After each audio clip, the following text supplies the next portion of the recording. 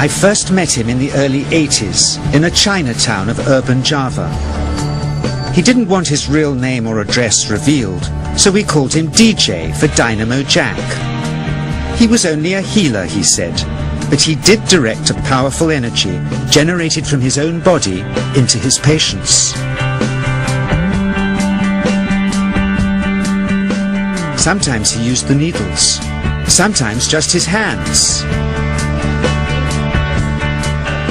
He called the energy Qi, and it was so strong that he usually needed a grounder to hold his patients' feet. For years we followed him around Java on his healing rounds, pleading to be allowed to film him, but he always refused, saying his powers resulted from a type of meditation with an ancient tradition of secrecy. It was only when my brother Lorne was suffering from a serious eye infection that he finally allowed us to film him in 1987. It was nothing like any acupuncture I'd ever had. I was getting really powerful electric shocks and couldn't control my movements at all. Yin yang, positive and negative, you know. And my positive from here and my negative from here. And we meet together, this can get like electricity. And is this because you're special? You have a special sort of it's body? Meditation every day. It's meditation that does it? Meditation every day. Like you can touch me, like this. It's nothing, okay? It's my burn. It's just like this. For our sound recordist, it was also a shocker.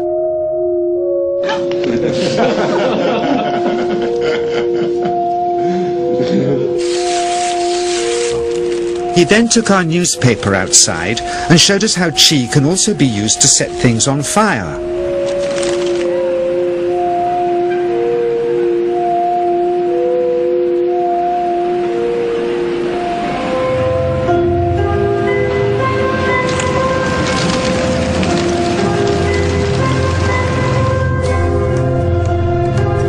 When he heard we'd shown this footage in public, he was very upset and refused all our future efforts to contact him again. As the years passed, we sadly resigned ourselves to never seeing him again. My brother Lorne never did, for by 1997 he was already dead, when I again found myself with DJ, now treating me for an eye problem. But it wasn't this that brought me back. He had tracked me down out of the blue and invited me to tell me a story. He had just returned from 2 years on a deep meditational journey, alone in the heart of Borneo. Amongst his revelations he had seen, he said, how history was moving on into great change, and the old wisdom was vanishing. So he'd called me back to film just enough of him to remind us that we all have undreamed of powers sleeping within us, and that there's nothing special about him except for his training in waking them. Grounding this patient, my cameraman Joe is having to use all his weight to keep contact. Qi is pushing him away. He seems able to control the amplitude of this Qi, like a dimmer switch, and it causes uncontrollable responses in the patients and their grounders. I can barely keep my hand on you. It wants to fly off. The electricity is so strong. This mother unwittingly grounds her child. He won't sit still, so she's asked to hold him and grin and bear it. Sometimes, signs of this passing energy can be seen in the transmitter too.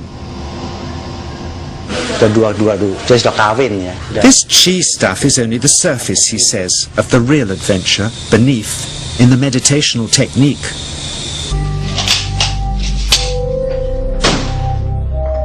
Projecting Qi from the palm of the hand can also be used to resist rifle pellets, he says.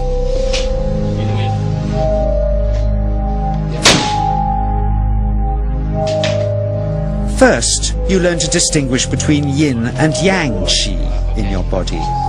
Then how to pool it in your navel chakra. Then how to project it, he says. And it's the proportionate mixture between yin and yang which accounts for different effects, like pulling or pushing objects or igniting them. Then he gets really strange. He says that mastering yin qi is the key to the spirit world. There's a long tradition of Indonesian krises being possessed by spirits. So people bring him their krises to see if they're duds. Here, he says, he doesn't manipulate matter by projecting mixtures of yin and yang qi. He merely creates a field of yin energy, in which, he says, if there's a spirit, it can manifest itself.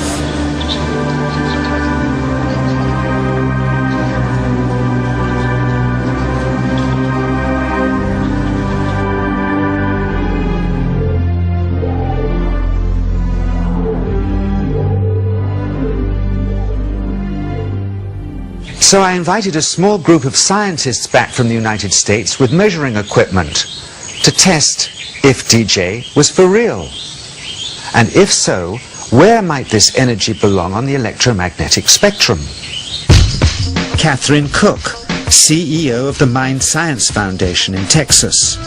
Dr. Roger Nilsson, a Swedish medic and international racing sailor.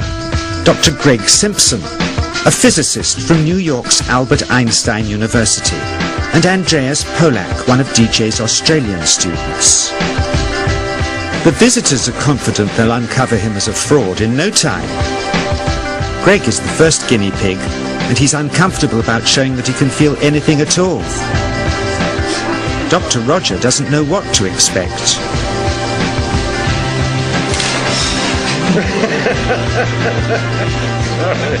Out comes the metal detector, like the things they use in airports, to see if he has any concealed metal in his body.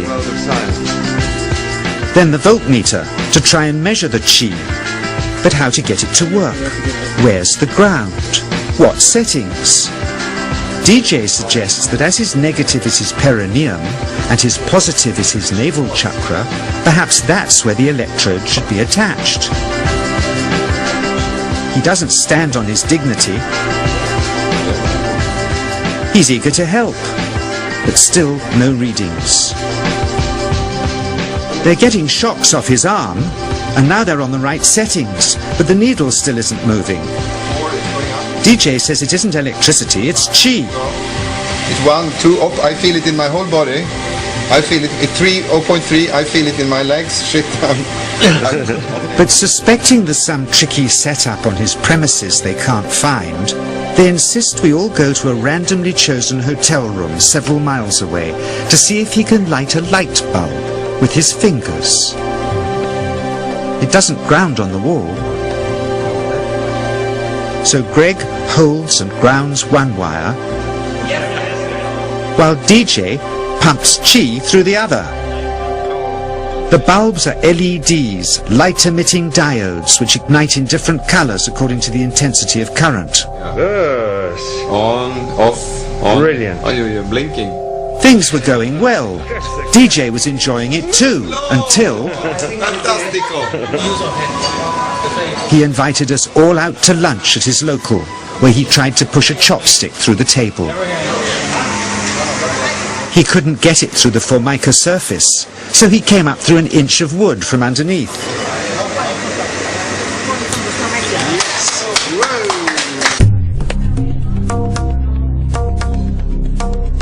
Not only did he draw his own blood, but a chopstick splinter had caught Alison here between the eyes, drawing more. The incident was laughed off apologetically, but next morning he was a different man, drawn and upset. He said he'd been visited all night by his long-dead master, raging that he'd broken the strict taboos of his sect, never to show off in public and never to cause harm or draw blood. He felt deeply chastised. All further testing and filming must end. Never again would he submit to public scrutiny, nor accept any new students. He would sink from sight and continue his healing in obscurity, as he had done since before we met him in the early 80s, and had always told us was right. I realized that for science there's nothing conclusive here. Nor for me, really. who for years has felt this powerful energy flow through me and the patients I grounded for him, and seen what else he can do. Nothing conclusive, except for his healing successes and the wonderfully hard to believe.